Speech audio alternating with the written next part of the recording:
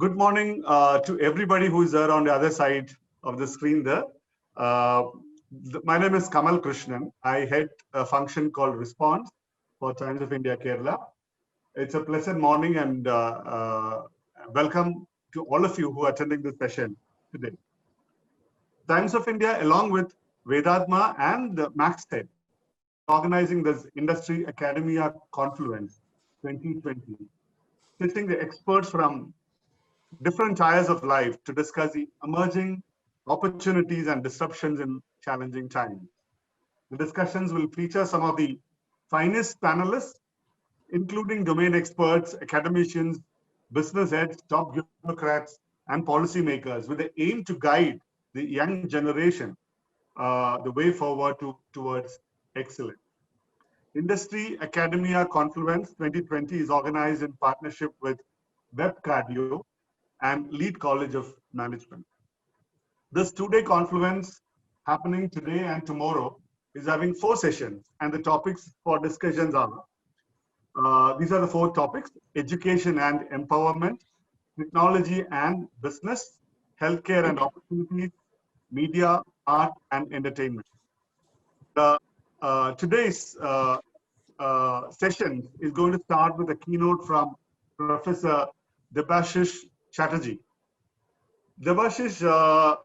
Chatterjee, Professor Chatterjee doesn't need much of introduction.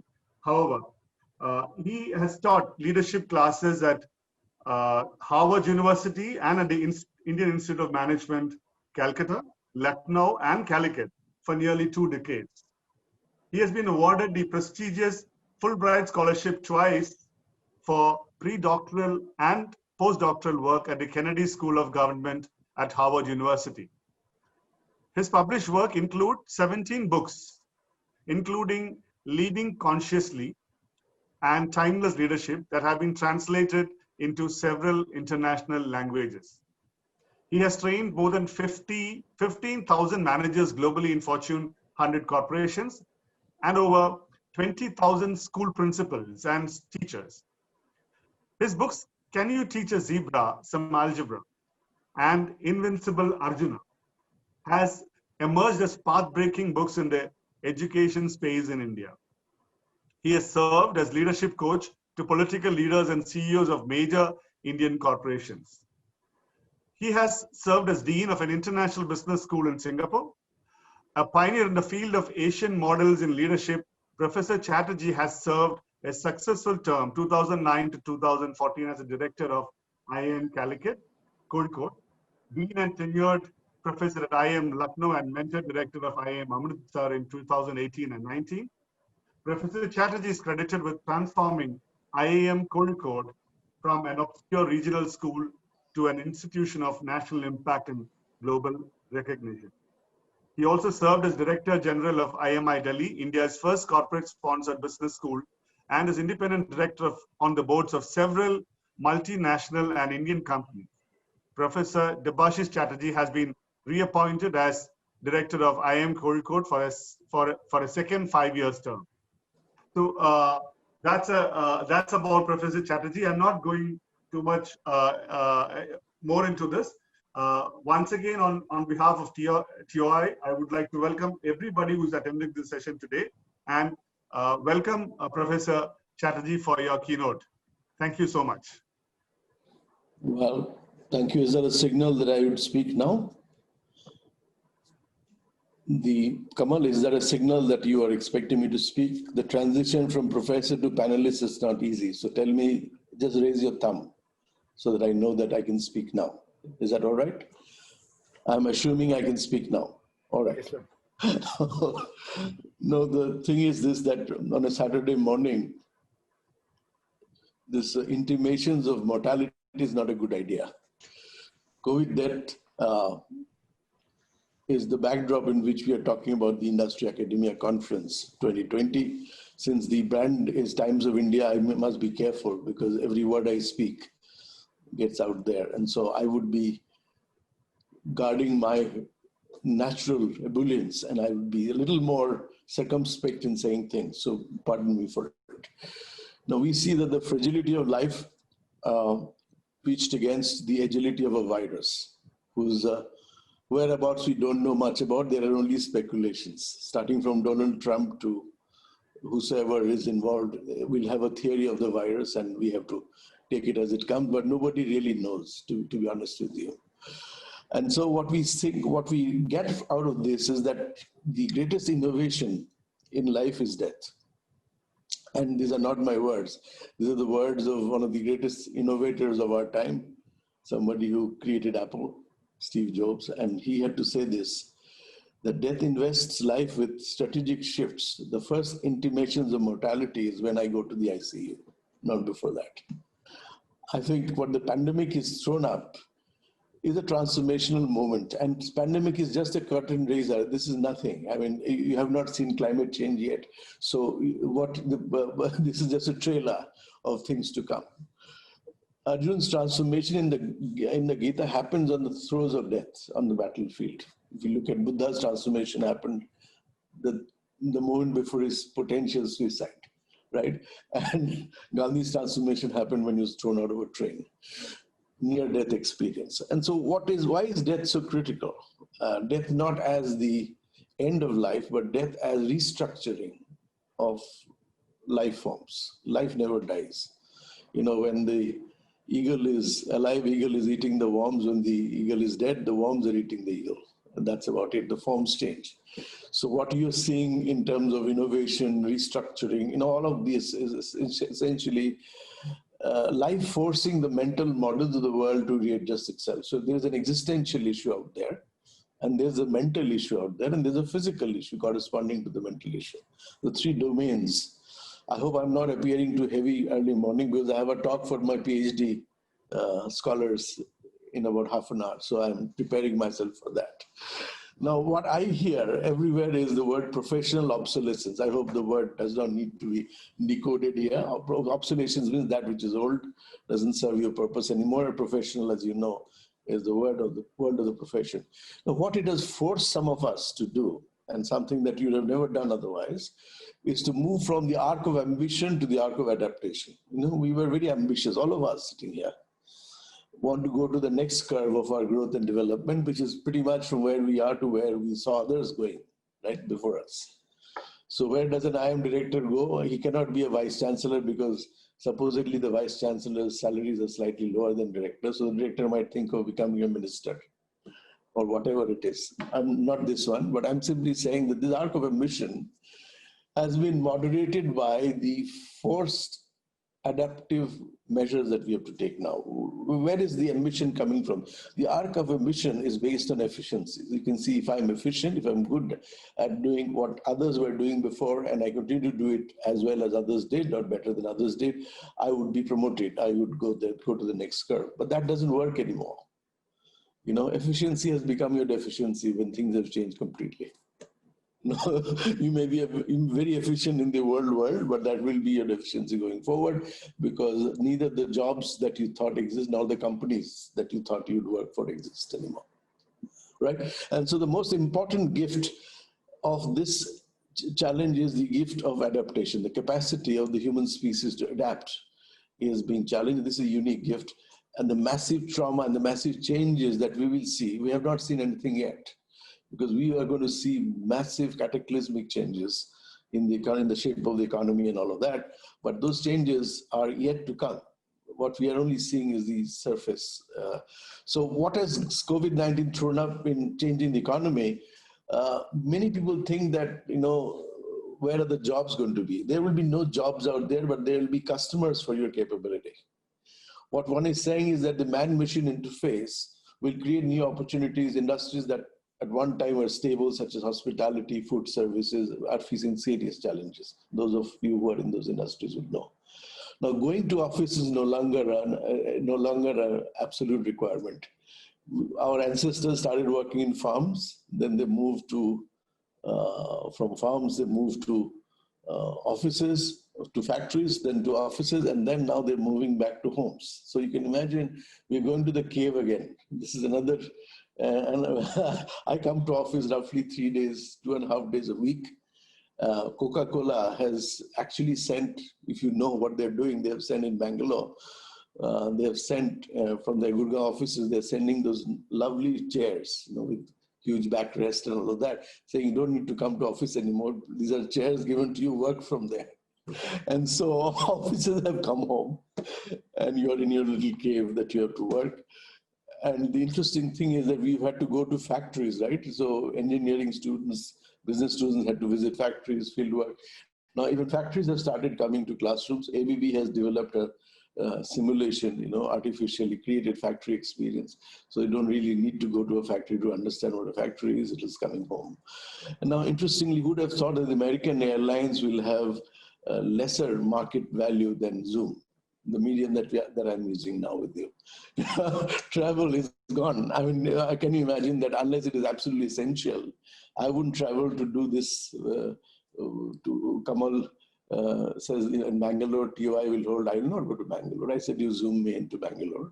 And so I'm happy to avoid that travel. So essential travels will be there, but fundamentally, what you see is that if in all sectors this has come in education, it is bound to come. See, the point is that universities which have been hosting professors who are a little moronic will have a tough time because they will be replaced by great professors who can be available online. So who wants to hear a boring old professor in a university when you can go online and hear somebody very exciting from a school that you like to be? So the point I'm trying to make is education will come under educational structures. Whatever you thought was sacrosanct will come under huge pressure. And so you look at what will then emerge as those 85 million jobs that will be gone because of the nature of what's happening. But there'll be 100 million new opportunities because the economic pie which you thought was fixed is going to grow. Jobs have grown last 100 years if you look at the future of jobs. The new jobs are going to come on the horizon, but the nature of those jobs will be radically different from the kind of jobs. Is that all right? The view is all right? The nature of those jobs would be radically different from the jobs we had in the past. So university education that was 4 years in one go will probably be fractured into 1 year, 1 year and a half, spread up to the age of 50. Who would want to get locked up in a university for 4 years at a stretch where so much is happening everywhere else? So I think those so-called degree granting machines and establishments that have structured their education based on two principles, that education happens in a specific time chronological sense called a period, and education happens in a definite place called a classroom or a university. Those two constructs will be seriously threatened by this world. Education will not be a function of period, it will be a function of my attention. Wherever my attention goes, education is possible to have. It will not be a function of a place, it will be a function of space, and that which can be mapped by digital technology will be my space of learning, will be my school. So what we are saying is that we have to broaden and deepen a set of skills. We have to invest in skills of the future and values that almost last a lifetime. Our ability to handle jobs that do not require routinized, robotized iterations, imagination, experiments, preparedness, coalition building, and bravery that require deep cognitive and empathic ability with that which machines cannot emulate, such as caregiving, will be the jobs of the future.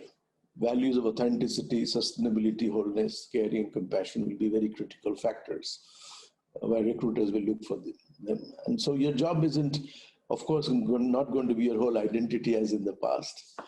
Your career will be only a part of your identity, but there's a whole spectrum of things that make you who you are, your friends, your interests, your relationships, and what you might describe as essential work like cooking, gardening. You can see how fundamental they have become to your own life, right?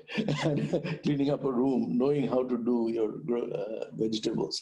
And so the things that you thought were peripheral, were marginalized, will become very core issues and going forward. And so don't lose that track, because this pandemic is throwing up a very different equation of living a professional life. And we have to revisit whether ambition as we had it in the past is going to sustain us.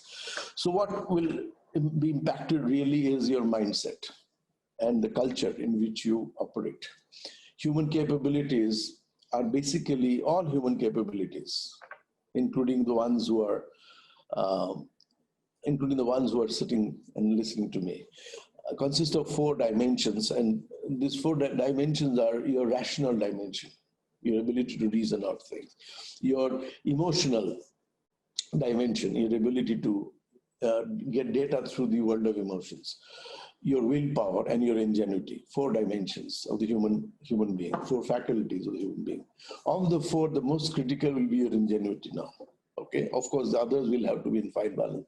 But if you are not ingenuous, you are going to yield your value to a machine, which is going to do it more efficiently, faster. So one of the bad advices that I heard until I was 40, and I used to believe that it's a great advice, and a lot of people, CEOs, professors, vice chancellors, even prime ministers and presidents give this advice, not knowing the impact of it fully. And they say that follow your passion. And then nothing can be more idiotic than that.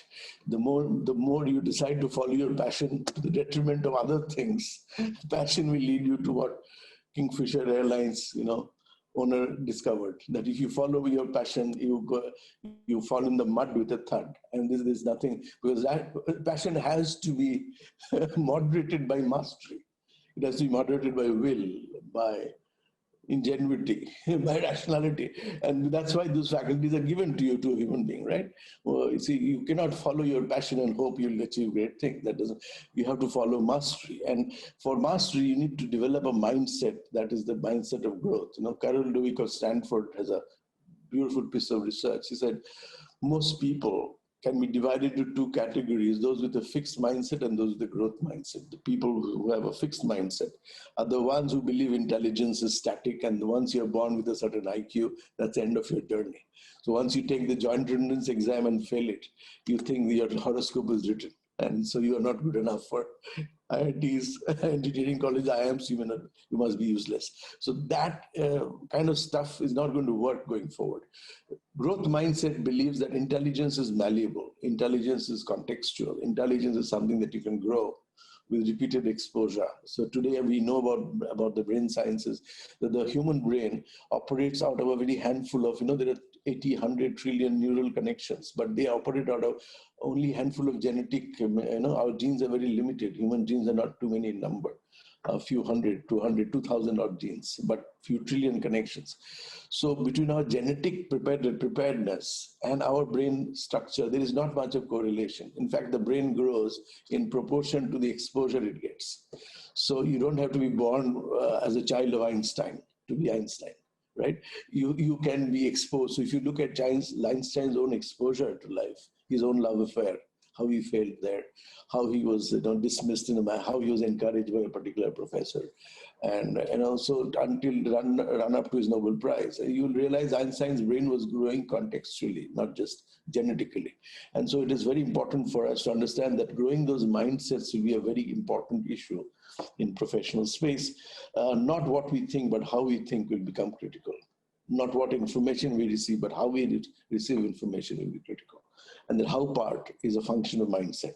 So you have to integrate education with our living processes. You must learn how to face the facts of life, something we don't learn in schools, colleges, universities. We don't learn how to face reality of death. We don't learn how to face reality of austerity. When you can't move, your mobility is affected. We do not know.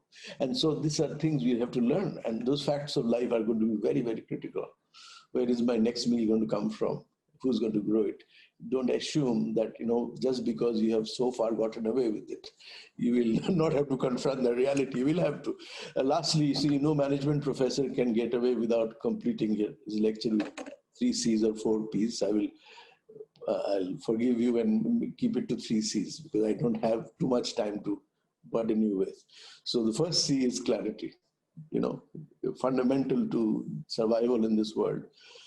Clarity, not about content of thought, but less number of thoughts and more impact value of each of these thoughts. So lesser the thoughts per minute, the greater clarity you have. This is another way of saying, please meditate. And so your thoughts per minute diminish as you meditate on those thoughts because you realize so much of junk you're carrying in your head. And those thoughts that absolutely, you see a cauliflower and you're thinking of a Japanese woman and thinking of atom bomb, and God only knows from cauliflower to Japan, the journey was completely inconsequential and idiotic, and you have created. So, the problem is that our thoughts create our own idiocy, and we consume that idiotic stuff. You get into a plane and there's a bumpy ride and you're scared that you will die. You're actually scared of the thought of dying, not dying really. And the thought is manufactured by you. Somebody else sitting next to you is happily reading a newspaper. He's not worried. You are worried, which simply means that you have crafted a reality that you can't now process, right? So be aware of the ancients who said that this mind, just like a machine needs to be oiled well, the mind needs to be clarified. Mental health will become a very, very critical factor going forward. And those who are working around mental health, Kamal, you and I can think of changing our professions very quickly. From newspapers to mental health, it will be a lucrative, even from management to mental health, it will be a lucrative jump to take. Just think of it. We can start a company together. Think of three Zen monks walking on a football field. One of them says, look, a flag is fluttering. The second one says, it is not the flag that flutters, it is the wind that flutters. And the third one says, it is neither the flag nor the wind that flutters, it is the mind that flutters. If the mind did not detect the relative movement, there is no movement, right? So you can see fundamentally what I'm saying is that the ability to see with precision things as they are, not as you think they are, is the most critical virtue going forward. All right. And so clarity is critical. The first thing is clarity comes from knowing, standing under your own thoughts and emotions, which is another name for understanding. It's not about accumulating facts, but about clarity of understanding. That will be critical. Second thing is compassion, which comes from the heart. Now, habits of the heart. I had a conversation with the Dalai Lama last month, and I realized how critical compassion was to your functioning effectively in the world. Because it benefits others, but more importantly, it benefits you in the long run, because your own orientation to life becomes. Harvard Business Review calls compassion a way of acting in the world. It's not about just a mental state. So what you're saying is that people may forget what you've told them, but they will never forget how they felt about what you told them. And if you do not know how to less your words with a little bit of compassion, you don't know how to bring that to the fore, you're going to alienate. In the world of digital distraction, compassion is going for a toss because we don't even know how to evoke compassion in a relationship. And this is a very effective, number one virtue as well as our research goes of a leader is that. And so we are looking at doctors. I was researching some doctors in Lucknow, in Uttar Pradesh, and most doctors do not spend any more than 10 seconds listening to a patient's narrative. They interrupt a patient within 10 seconds because they are looking at the computer screen with data of the patient or on a piece of paper. They're not looking at the patient itself. And so fundamentally, those patients who actually did not have the attention of the doctor, a compassionate voice of the doctor, felt the doctors were really bad, although they were much more qualified than the ones who talk to them, make eye contact. And so we realize that in a profession which is so critical, compassion becomes the number one virtue, not technical expertise. And please understand the value of that. Finally, and I'm going to mercifully end here, and hopefully there'll be some questions. First C was clarity, second C was compassion, third would be contribution. Now, it is important that we do our work, we are efficient in our work, but that's not the important part. The important part is how is our work impacting people that we are with? And this work, the impact value of that is not something you have to judge. It will be judged by the people who are impacted by it. So how does my work create value on an everyday basis to people I'm with? That's what contribution is. And fundamental to your leadership is the word contribution, because even if you're a CEO, if you're just forcing action down the line without seeing the impact of the action on people around you, then you are still a subordinate. You may be the top man, but you're still subordinate to your own mental models. Now, but if you are saying that, how does this work? How does this action impact the person who's acting, impact the organization I'm with? And so if you look at the value creation process of your work, that is where contribution comes in. And you have to understand that contribution is value of your work that is perceived by others. You leave it to others to decide how your work has impacted them. And I would urge all people sitting here, professional students, if you're listening in, and if you're paying attention, if you think my words are worthy of paying attention, then think of this. First 10 minutes of your daily life, you please meditate on the pain points of people you are going to be with. What is hurting them? What is their need? What is their pain? And for the rest of the day, if you try to sort out that pain, you'll have made a huge contribution. I do that every day. Okay, starting with my family, my Labrador, and extending to the IIM and the larger world, including the one that I'm addressing now. I will rest my case here. I'll take roughly 3 questions before I vanish from here. But if there aren't 3 questions, I would ask a question to myself and I'll leave. All right. Thank you so much for listening in. Over to you, Kamal. Thank you, Prof. Kamal, unmute your device. Yes. Thank you so much, sir. There are enough and more questions coming in on your way, but we will limit it to 3 considering Sure. the time. So the sessions are going to be further moderated by Dr. Vineet Kumar, who is the curator Maxit. Vineet, over to you. Yeah. Thank you, Kamal. Professor Debashish, I'm Dr. Vineet Nair. I'm the Chief Hi, Curator for Maxted Academia Industry Connect platform. Sure. So I've been listening to you, and sir, I have a question for you. Sure. Like in the changing context, there is a lot of changes that has happening in the last 6 months or so. What would be the relevance of business schools and how business schools would be evolving itself? See, business as usual doesn't work anymore. So you can assume that business schools as usual will not work anymore. But unlike businesses, business schools are not guided by the Sensex. So we can't change every quarter. You know, and many business schools try to do that and they are neither here nor there. So business schools will have to have a method of seeing how they not only are led by the market, but how they also lead the market with ideas. I think that is the mandate of a business school. A true great business school does not wag its tail based on what the market is saying. Because you started doing that, you will have to change every quarter. But that's not how business schools have to be designed. The very design of a business school is response to 3 basic questions. You know, what we should do, how we should do it, and why we should do it, right? Business schools have to deal with the why part, while industry deals with what and how. And now if you've forgotten the why, and if you're doing what if businesses are outsourcing their training to you, then you're not a business school. You're a training center, extended training center, an appendage, an accessory of the business world. I mean, great business schools are not that. You know, just because logistics is in the air, I have a program on logistics. Just because people are talking about, you know, this is what many business schools do, and they make a fool of themselves because the flavor of the month, once it is gone, now there's this whole cacophony about analytics courses. Everybody, including IIMs, have started analytics courses, and I understand analytics is a subject of statistics, and soon the flavor will move from analytics to synthetics. It's a matter of time.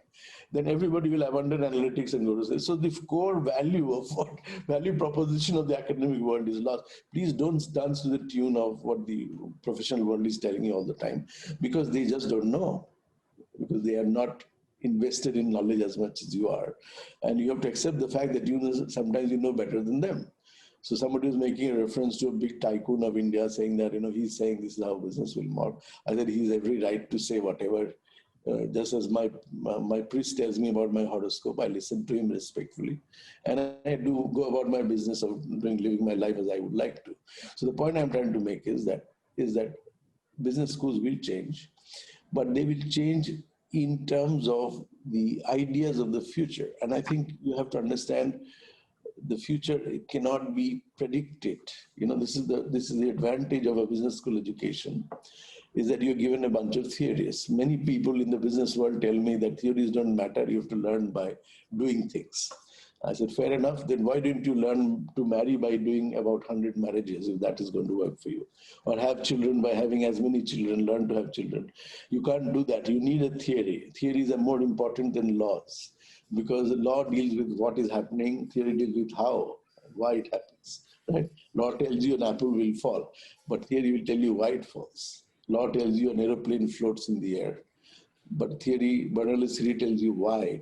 So theories are very critical, because in a world that is changing very quickly, where you don't have enough data about what's going to happen, your theory will help you get that data. Without a theory, you will not know which data to scan. So I think some good theories is what you can give to your students and tell them the value of those theories. Because theories are nothing but provisional reality based on our experience of the past. They change, they morph. And I think a guiding theory, even God is a theory. Honestly, if you go to religion, go to church, every religion has a theory of God, and these theories help eventually because it tells you a way forward. It gives you a certain structure through which you see.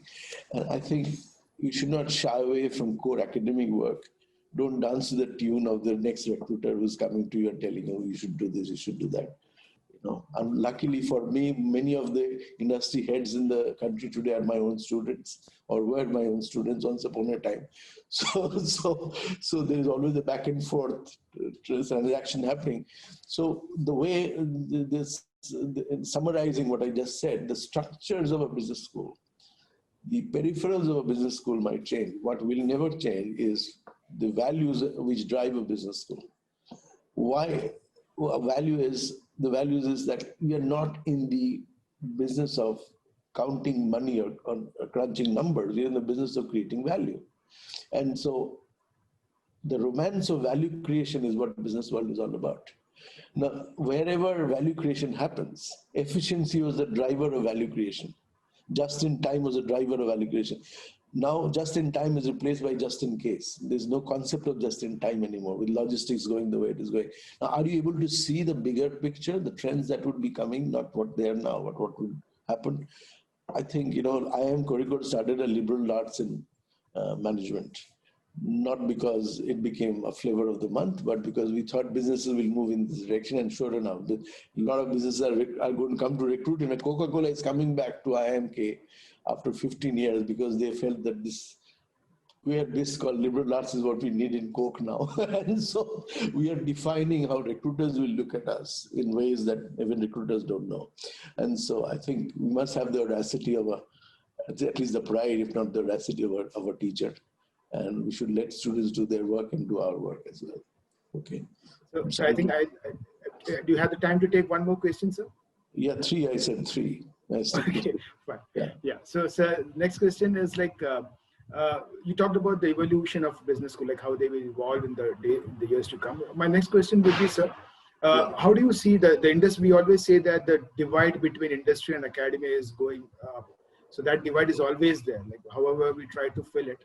Now, according to you, how can that gap, industry-academia gap, be brought down? Why do you need to bring down a gap? We are looking at, the fact is that this gap model is based on the fact that, between thought and action, there is always a gap. There's bound to be a gap because thought is of one dimension, action is of another dimension of life. But the core convergence point between thought and action is something called awareness. And so the gap is in awareness of, if the academia is lagging behind industry practices, if you're teaching theories that have outlived their utility, then the gap is that we are not even aware of what's happening in the industry. So the only way to be aware is to get exposure to the industry, send your faculty out there, figure out what the industry is thinking, and whether that thinking is based on sound theory, sound rationality or not. So our problem is that we recruit faculty only for thought leadership with no value of action behind it. And industry recruits their doers based on dynamism, energy, height, weight, chest size, without knowing whether this person can deliver in the future.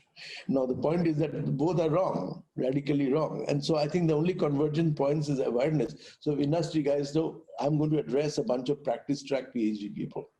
I've started this practice track 2 years before. This is my second batch. I'm getting applications from around the world. Believe me, we have a candidate from North America, one from Seoul. And so IIM Kozhikode has attracted PhD students with humongous work experience of top consulting firms, top organizations of the world. Why do they want to do a PhD here? And the rationale is very simple, that we are lopsided, hopelessly out of date, out of sync with what's going to happen in the world. People are curious to know. So we said, you don't need to do a coursework in PhD like other students. Your industry problem, your own experience at work will be the basis of your PhD. So what you call learning is going around alongside looping. Looping is you are connecting the learning to your practice, business practice. In this process, our professors learn what the business problems are. These guys learn how to use data and research methods to address problems of the industry. So both ways, there's a synergy that is at work. So our changes are based on closing the awareness gap. We know that professors cannot be industrialists. Industrialists cannot truly always be a professor, but there can always be an awareness as to where the real challenge is. And once you close the awareness gap, and the only way to close the awareness gap is to put people in that experience space and see where are the, so those gaps cannot be, you cannot sit here on a table and figure out those gaps. They have to be understood in the context in which business operates. Most professors in business schools don't have a business context, trust me. And they may be great analysts, they may give you spitfire analysis, but it will be absolutely useless, because when it comes to applying it, the guy who's applying it doesn't have an idea of ABCD of analysis. He's doing it based on horse sense, right? And so see, the whole thing is that this awareness, where theories are emerging from, where practices are emerging from, are two different contexts. The closer you bring these contexts by exposing one with the other, that's why when we recruit faculty, we make it absolutely consulting, training, and all of that. From very early time, our assistant professors have to get into industry problem solving. They have traveled, they have to speak to. So our executive education is a very robust system through which our professors get exposed to industry concerns, problems, industry. Even our students get what you call transitional skills. As they transition from the academic world, in our last semester, we have what is called transitional skills term, where they pick up the vocabulary of the customers of the businesses they're going to join. So if the customers speak a language, they should know what that problem is. In India, customer is crust se jo mar jata hai, wo customer hai. But customer is actually somebody who's bringing a problem for you to solve. And if you don't understand the language of the customer, you are not going to be able to solve them. That's the way we deal with it. Transitional skills. All right, go ahead. So, and the last question to you would be, sir. You were talking about the academia industry divide and how business schools are evolving. So my last question to you would be, so are degrees going to be obsolete, and the importance would be more on skill certifications in the future to come? No, degrees will never be obsolete as long as there is vanity. Will Padma Shri be obsolete? No. There are four functions of a higher education system. One is creation of knowledge. Two is dissemination of knowledge. Three is accreditation of knowledge, which is degrees. And four is monetization of this knowledge. All these four have their own place. Degrees will be always in demand. See, do you think most MBAs come to find a job after an MBA? No, they're looking at their matrimonial careers. They're looking at their respectability, giving respect to his father's mom and pop store. And so there are various reasons for doing an MBA. MBA makes you socially mobile, flash your degree. And so the thing is that degree is a social phenomena. Please don't assume degrees linked with job is always direct. And there's a correlation between degree granting and job getting. There is a lot of gap. There is no direct correlation, although there may be a correlation of sorts. So are degrees going to be obsolete? No, they will morph, see. So we'll have a Harvard Netflix degree, because Harvard has figured out that Netflix does best what it does best. So Harvard's brand, Netflix cannot emulate. Harvard is a 400 years old brand, right? So Harvard lends its name to Netflix. Netflix does the donkey's work of spreading. And jointly they offer a degree which will be of value. So IIM will go with, and a lot of the edutech companies will pick and choose. We already are. And, we might think of Amazon IIMK degree being offered. So these hybrid models will surface. Degrees will never go out of fashion. It will be morphed differently. The core of the degree, the composition of the degrees will change, but the very nature of it, as long as human beings have aspiration to be counted as superior to others, degrees will stay. By degrees, we create a social pecking order. So I am in IIM, therefore you're listening to me. If I was not in IIM, I don't think there'll be this number of people listening in. Please grant me that advantage. All right. Thank you on that note. Thank you very much, sir. Thank you very much, sir.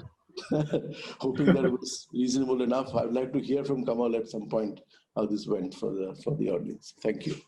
Thank you very much, Professor Debashish. Thank you very much for your time.